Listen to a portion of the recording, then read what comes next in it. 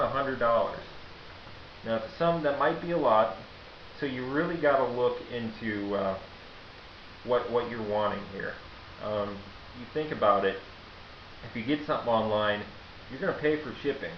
Some of these websites, I know Dave and Adam's Card World, they do. If you get $75, they'll have no shipping costs. If you buy something for $50, you could look into $7 to $10 in shipping.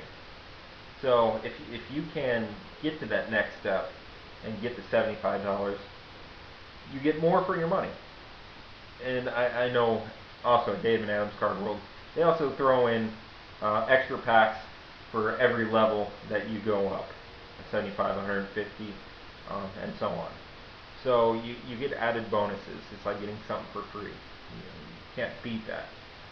You can't get that buying cards at Walmart and Target. Now, the one thing I do like about going to Walmart and Target and getting their cards, sometimes I'm there with my wife and I just want to open some cards. Sometimes I get into that mood and I look on the rack and I will find a new box of, say, Allen and Ginther cards. So I get 12 packs in a box for $20. Not really a big deal. You're not going to get much out of it, but you get to enjoy the quickness of getting to open these cards. Unfortunately, here in the last decade, you've really seen the downfall of card shops, and a lot of these card shops have gone kind of online. So you don't have the ability to go out and really have a card shop close to you to get these cards quicker. So Walmart and Target really target to this, no pun intended, target to those collectors that can't get these cards quickly. And I think they make a profit. And I know Topps, Upper Deck, these guys make a killing off of these blister packs. So again, if you can stay away from those, I would. Another thing you can do, if you're on a fixed budget, is something that I do during the year, is something as easy as keeping a change jar around. And what I do is every night when I come home, I just fill the change jar. Every month, every 2 months, I get the change out, and what I can do is add all that money together that would have gone towards candy, soda, getting lost in the couch cushions, and I could come up with about $50 to $60 in change that would have normally been lost. So I can utilize those funds that are pretty much non-existent because they're not in the checking account and they're not in my wallet, and use that towards. There is some pretty good ideas. Next week, what I'm going to do is get together my set of the week, some cards of the week, and I'm going to put together a weekly installment of where are they now? Cards that once were high dollar cards. Brian Taylor of 1992, if anybody remembers him. Todd Van Poppel in 1991. Kevin Moss in 1990. Who can forget these guys that have seen their days where their cards were $10, $20, and now they're 10, 20 cents. I'm going to bring back some of these cards and relive those heydays of what these cards used to be, and maybe spark up a little conversation of, I remember that guy. Whatever happened to him?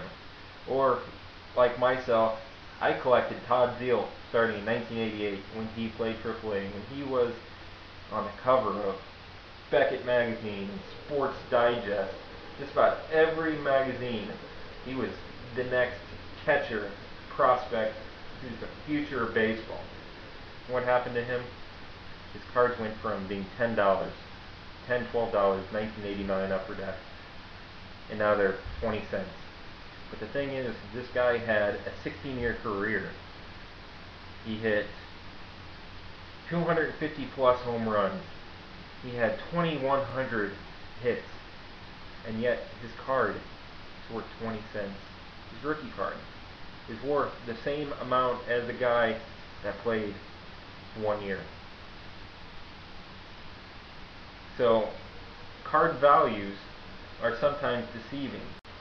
Sometimes you collect players because you like them and not because of card value. Myself, I got 700 plus Todd Veal cards. If I were to try to sell them on eBay, I wouldn't make anything off of them. Nobody would buy them.